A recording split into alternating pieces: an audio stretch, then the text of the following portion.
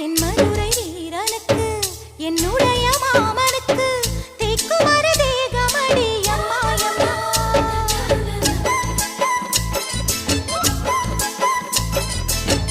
மாமன் பெற்ற பெண்ணுனக்கு மையெழுதும் கண் எதுக்கு என்னை வந்து கொல்லுதடி அம்மாயம்மா.